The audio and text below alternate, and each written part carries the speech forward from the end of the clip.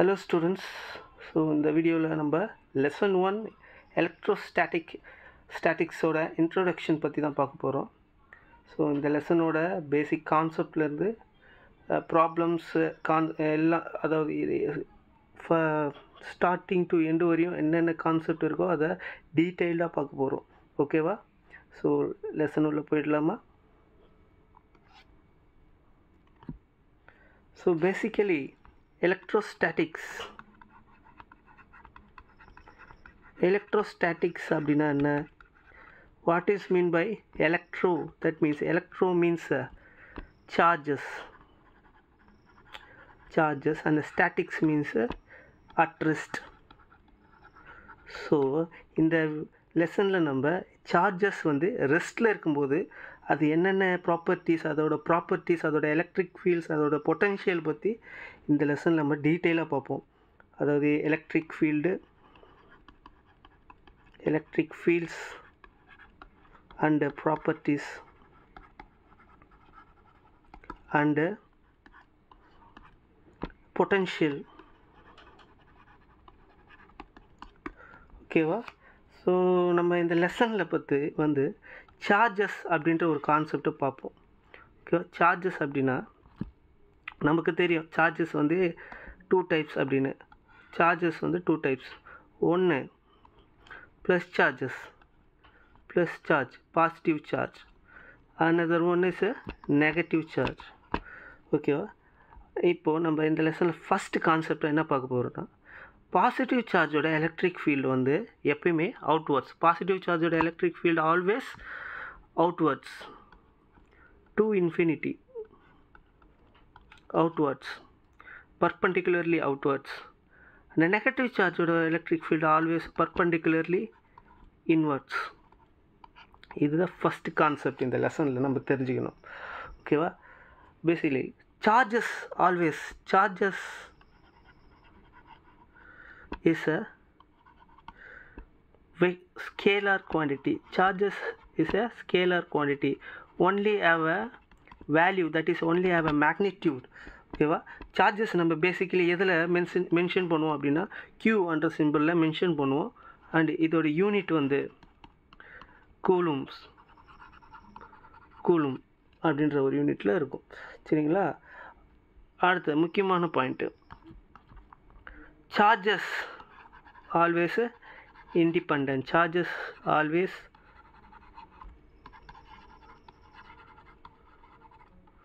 Independent. So இந்த இது வரையும் கான்செப்ட் புரிஞ்சுதான் உங்களுக்கு? ஓகே, நம்ம நெக்ஸ்ட் பேஜுக்கு போகலாம். Conservation of charges.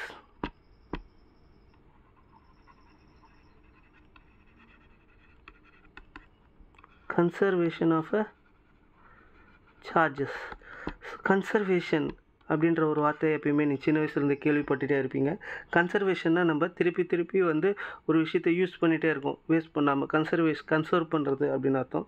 சரிங்களா? கன்சர்வேஷன் ஆஃப் சார்ஜஸ் வந்து உங்களுக்கு தெரியும், சார்ஜஸ் வந்து நம்மளால் டெஸ்ட்ராய் பண்ண முடியாது, நம்மளால் வந்து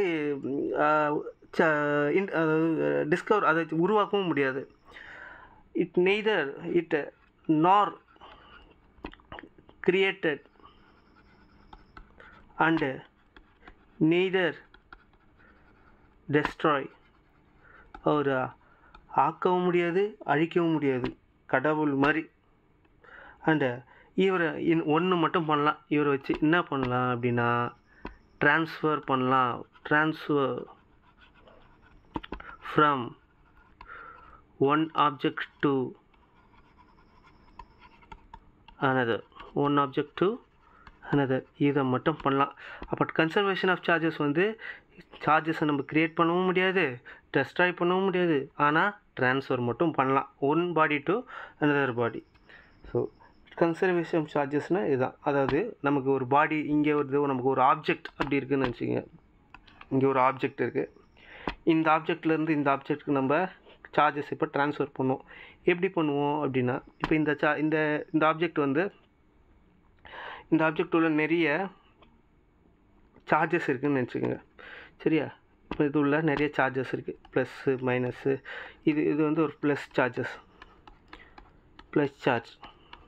அப்போ இங்கே என்ன இருக்கும்? அப்போ நான் என்ன பண்ண போகிறேன், இங்கே இருக்கிற சார்ஜஸ் வந்து நான் இங்கே கொண்டு போக போகிறேன். அப்போ என்ன பண்ணலாம், இந்த சார்ஜஸை ஒரு ஒயர் மூலமாக கனெக்ட் பண்ணி இங்கே இருக்கிற சார்ஜஸ்லாம் நான் என்ன பண்ண போகிறேன்னா இந்த ஆப்ஜெக்ட்டு ட்ரான்ஸ்ஃபர் பண்ணலாம். ஆனால் நான் புதுசாக எந்த ஒரு ஆப்ஜெக்ட்லேயும் என்ன பண்ண முடியாது, சார்ஜஸை க்ரியேட் பண்ண முடியாது. புரியுதுங்களா? Next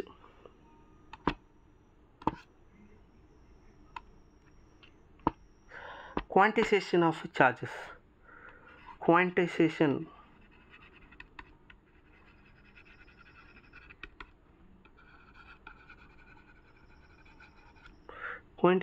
of charges. Quantization of charges அப்படின்னா என்னதுன்னா, குவான்டைசேஷன்னா நமக்கு ஒரு வார்த்தை தெரியணும், ஆட் பண்ணணும். அதுதான் எவ்வளோ சார்ஜஸ் ஒரு ஆப்ஜெக்டில் இருக்கோ அந்த எல்லா சார்ஜஸும் நம்ம குவான்டைசேஷன் பண்ணுவோம். அதாவது எல்லாத்தையும் நம்ம ஆட் பண்ணுவோம். புரியுதா? ஒரு ஃபிக்ஸ்டு அமௌண்ட் வச்சு நம்ம என்ன பண்ண போகிறோம்னா ஒரு ஆட் பண்ண போகிறோம். குவான்டைசேஷன் ஆஃப் சார்ஜஸ் அப்படின்னா நமக்கு ஃபார்முலா என்னென்னா Q is equal to NE. இது தெரியறதுக்கு முன்னாடி நமக்கு சில கான்ஸ்டன்ட் வேல்யூ அப்படிலாம் தெரியணும். சரியா? சார்ஜ் ஆஃப் எலக்ட்ரான் அதோட வேல்யூ என்னது? Charge of electron -1.6 into 10⁻⁻19 coulomb. சரிங்களா? அடுத்து மாஸ் ஆஃப் எலக்ட்ரான் என்னது? 9.11 into 10⁻⁻31 kg. And charge of proton என்னது? அதே தான், பட்டு இது மேக்னிடியூடில் நம்ம எலக்ட்ரானோட வேல்யூ சொன்னால் பேசிக்கலி 1.6 தான். பட்டு இதோட சைனோட சொன்னோன்னா -1.6 சொல்லுவோம். ப்ளஸ்ஸுக்கு வந்து அப்படியே ஆப்போசிட் 1.6 into 10⁻⁻19 கூலும். இது ப்ளஸ் 1.6. பேசிக்கலி நம்ம எலக்ட்ரானுக்கு வந்து மைனஸ்னு எங்கேயும் ஃபார்முலாவில் அப்ளை பண்ண மாட்டோம். சரிங்களா? ஸோ அடுத்து mass of a proton 1.67 into 10⁻⁻27 kg. ஓகேங்களா? Q அப்படின்றது எதை டினோட் பண்ணோம் அப்படின்னா charge of the body. And N எதை டினோட் பண்ணோம்? Integer numbers or number of electron. And E எதை மென்ஷன் பண்ணுது? Charge of the electron. So ஒன்றும் இல்லைப்பா, குவான்டைசேஷன்னா ஒரு ஆப்ஜெக்டில் நிறைய plus 2E plus 2 coulomb, 1 coulomb, plus 1 coulomb, -3 coulomb அப்படின்ட்டு நிறைய சார்ஜஸ் இருக்கும். ப்ளஸ் 2 கூலும் அப்படின்ட்டு இருக்குது. இப்போ இவங்களை மொத்தம் ஆட் பண்ணணுன்னா டோட்டல் சார்ஜஸ் ஆட் பண்ணணுன்னா என்ன பண்ணுவோம்? Plus 2C plus 1C -3C plus 2C இது மாதிரி ஆட் பண்ணுவோம். அப்போ நமக்கு டோட்டலாக நம்மளுக்கு கிடைக்கிறது என்னது? 5 - 3 2 கூலும். ஆன்சர் வந்து நமக்கு 2 கூலும் தான் சார்ஜஸ். புரியுதுங்களா? இது மாதிரி ஆட் பண்ணணும். குவான்டைசேஷன்னா ஒரு ஃபிக்ஸ்டு அமௌண்ட்டு. இந்த ஃபிக்ஸ்டு அமௌண்ட்டை வச்சு நம்ம என்ன பண்ணுவோம்னா ஆட் பண்ணுவோம். சரிங்களா? அடுத்து ways of charge.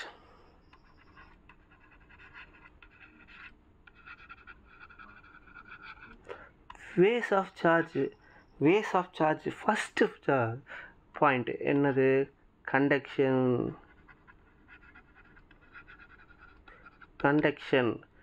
Second induction.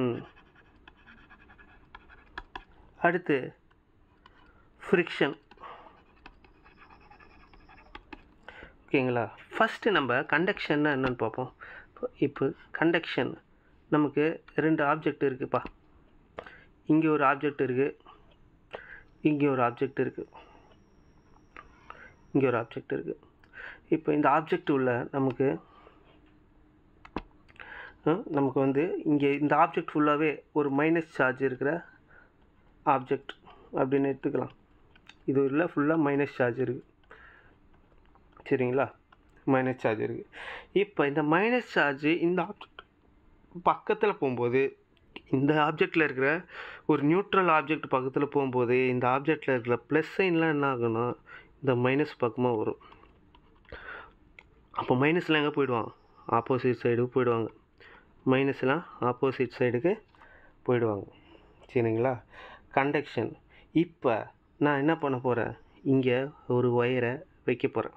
இங்கே ஒயரை ஒரு ஒயரை கனெக்ட் பண்ணால் என்ன ஆகும்னா, இந்த ப்ளஸ் சார்ஜெல்லாம் இந்த ஒயர் வழியாக கிடுகிடுன்னு வந்து இந்த ஆப்ஜெக்ட்டுக்கு வந்துடுவாங்க. ஏன்னா ப்ளஸ் சார்ஜ் வந்து மைனஸ் சார்ஜை அட்ராக்ட் பண்ணும். இது பேசிக்கான ப்ராப்பர்ட்டி எல்லாருக்கும் தெரியும். ஸோ கண்டக்ஷன்னா by mode of a touching, that means touch பண்ணால் அந்த ட்ரான்ஸ்ஃபர் ஆஃப் அ சார்ஜஸ் வந்து நடக்கும். பேசிக்கலி டச் அப்படின்னு நான் வச்சு டச். அடுத்து இண்டக்ஷன் அப்படின்னா டச் பண்ணாமல் பண்ண போகிறோம். இப்போ வித்தவுட் டூயிங், டச்லெஸ். அப்போ இதே எடுத்துக்கலாம், இதே எக்ஸாம்பிளை எடுத்துக்கலாம். ஸோ நம்ம இங்கே சார்ஜஸ் இதே மாதிரி இதே எக்ஸாம்பிள் தான் இப்படி பண்ண போகிறோம். பட் டச் பண்ணால் ஒரு ஆப்ஜெக்ட் எப்படி மாற்றலாம் அப்படின்னு பார்க்க போகிறோம். டச் பண்ணாமல் எப்படிவா பண்ணுவேன் அப்படின்னா ஒன்றும் இல்லை, இதே மாதிரி ஒரு நியூட்ரல் சார்ஜ் வந்து என்ன ஆகுதுன்னா நமக்கு இங்கே ப்ரெசண்ட்டாக இருக்குது. அதாவது ஒரு மைனஸ் சார்ஜ் இருக்கிற ஆப்ஜெக்ட் வந்து இங்கே ப்ரெசண்ட் இருக்குது. இப்போ இன்னொரு ஆப்ஜெக்ட் பக்கத்தில் போகும்போது ப்ளஸ் சார்ஜில் இந்த மைனஸ் சார்ஜ் பக்கத்தில் வந்துடும். இப்போ இந்த மைனஸ் சார்ஜில் ரிப்பல் ஆகுது. அப்போ இந்த மைனஸ் சார்ஜ் இருக்கிற இடத்துலனா கிரவுண்டுன்றது ஓஷன் ஆஃப் எலக்ட்ரான்ஸ். அப்போ ஓஷன் ஆஃப் எலக்ட்ரான்ஸ்லாம் என்ன பண்ணணும், நம்ம ஓஷன் பார்த்துட்டோம் அப்படின்ட்டு என்ன பண்ணுவாங்க, அந்த எலக்ட்ரான்ஸ்லாம் இந்த ஒயர் வழியாக இறங்கி கீழே இறங்கி இந்த கிரவுண்டுக்கு போயிடுவாங்க. அப்போது இந்த ஆப்ஜெக்ட் என்னவாக இருக்கும்னா only it will have a plus charge. So நம்ம எதுவுமே டச் பண்ணாமல் ஒரு ஆப்ஜெக்ட் நம்ம ப்ளஸ்ஸாக மாற்றிருக்கோம். அப்போது இதுதான் பேசிக்கலி என்னென்னா இண்டக்ஷன், எலக்ட்ரோஸ்டாட்டிக் இண்டக்ஷன் அப்படின்னு சொல்லுவோம். சரியா? அடுத்து ஃப்ரிக்ஷன் என்னது, ரெண்டு ஆப்ஜெக்டை ரப் பண்ணி சார்ஜஸை வந்து ட்ரான்ஸ்ஃபர் பண்ணுறது வந்து ஃப்ரிக்ஷன். இது இவ்வளோ ஈஸியாக யாரும் சொல்லவும் முடியாது. புரியுதா? அடுத்து இது பார்க்கலாம். என்ன பார்க்கலாம் அடுத்துனா கூலும்ஸ் லா பார்க்கலாம். ரொம்ப இம்பார்ட்டண்டான டாபிக் கூலும்ஸ் லா தான். ஸோ கூலும்ஸ் லாவை நீங்கள் அண்டர்ஸ்டாண்ட் பண்ணிங்கன்னா எல்லாமே ஈஸி தான். ஸோ கூலும்ஸ் லா அப்படின்னா கூலும்ஸோட formula F directly proportional to Q1 Q2 by R². இதிலேருந்து நமக்கு என்ன டைரெக்டாக புரிஞ்சிக்க முடியுது, F directly proportional to charges. அதாவது ஃபோர்ஸ் இன்க்ரீஸ் ஆகும், சார்ஜஸோட வேல்யூ இங்கே இன்க்ரீஸ் ஆச்சுன்னா ஃபோர்ஸும் இங்கே இன்க்ரீஸ் ஆகும். என்ன ஃபோர்ஸு, எலக்ட்ரிக் ஃபோர்ஸ். நம்ம இங்கே வந்து எலக்ட்ரிக் ஃபீல்டை பற்றி படிக்கிறோம். அப்போ எலக்ட்ரிக் ஃபோர்ஸ் வந்து இன்க்ரீஸ் ஆகும். சார்ஜஸோட magnitude of the charges increases, force increases, and force is inversely proportional to square of the distance. அதாவது டிஸ்டன்ஸ் அதிகமாக நம்ம இங்கே ஃபோர்ஸு டிக்ரீஸ் ஆகுது. ஒன்றும் இல்லைப்பா, இங்கே ஒரு ப்ளஸ் சார்ஜ் இருக்குது, இங்கே ஒரு மைனஸ் சார்ஜ் இருக்குது. இவங்க ரெண்டு பேரும் பக்கத்தில் இருந்தால் தானே அட்ராக்ட் பண்ணுவாங்க. ரொம்ப தூரமாக போனால் அட்ராக்ட் பண்ணுவாங்களா? முடியாது. அப்போ இவங்களோட டிஸ்டன்ஸ் வந்து தான் இங்கே என்ன ஆகுதுன்னா டிஸ்டன்ஸ் ஆர்னு எடுத்துக்கலாம். இவரோட வேல்யூ Q1, இவரோட வேல்யூ Q2. சரிங்களா? இப்போ இந்த Qவோட வேல்யூ வந்து நான் எவ்வளோ இன்க்ரீஸாக இருக்கும், அதாவது இது ஒரு 5 கூலும் சார்ஜஸாக இருக்குன்னா இங்கே -5 கூலும் சார்ஜஸ் இருக்குன்னா இது அப்படியே கேன்சல் ஆகிடும். அப்போது இதுக்கு ஆப்போசிட்டான சார்ஜ், இது எந்த பக்கம் அதிகமாக இருக்கோ ஃபோர்ஸ் அந்த சைடு வந்து அதிகமாக இருக்கும். புரியுதுங்களா? இந்த டிஸ்டன்ஸ் ஒன்றும் இல்லைப்பா, டிஸ்டன்ஸ் இன்க்ரீஸ் ஆனால் ஃபோர்ஸ் இன்க்ரீஸ் ஆகும். மேக்னெட்டோட சார்ஜஸ் இன்க்ரீஸ் ஆனால் ஃபோர்ஸும் இன்க்ரீஸ் ஆகும். ஸோ இதான் the force of attraction or repulsion between two similar or unequal charges directly proportional to the charges and inversely proportional to the square of the distance between them. And இன்னொரு value பார்க்கணும். நீங்கள் இந்த proportional சிம்பிளை cancel பண்ணோன்னா நம்ம என்ன பண்ணுவோம், F equal to K into Q1 Q2 by R².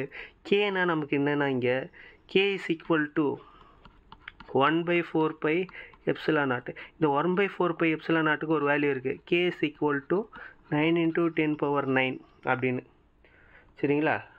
இப்போ இதுவரையும் நம்ம பார்த்தது என்னதுன்னா கூலும்ஸ் லா. கூலும்ஸ்ல வந்து எது கூட க்ளோஸ் ரிலேட் ஆகும்னா கிராவிடேஷனல் ஃபோர்ஸ் கூட க்ளோஸ்லி ரிலேட் ஆகும். சரிங்களா? ஏன்னா அங்கேயும் என்னது F directly proportional to m1m2/r². சரிங்களா?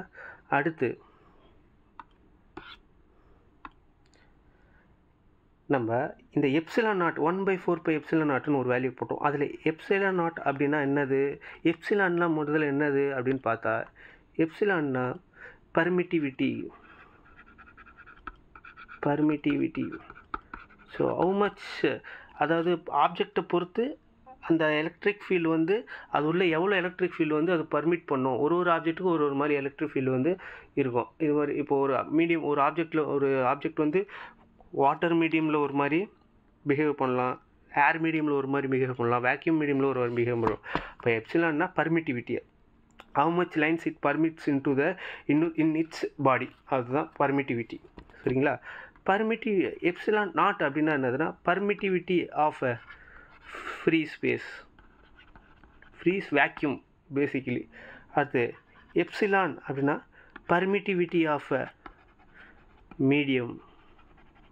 அடுத்து எப்சிலான் ஆர் அப்படின்னா என்னது, இந்த ஏர் மீடியமுக்கும் நமக்கு எடுத்துருக்கிற இந்த free,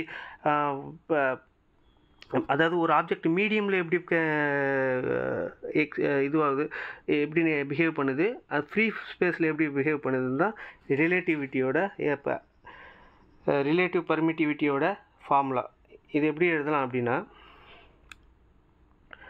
the ratio of a permittivity of a medium to the permittivity of a free space, permittivity of a medium by permittivity of a free space. இது எப்படி சொல்லுவோம்னா relative permittivity. Thank you students.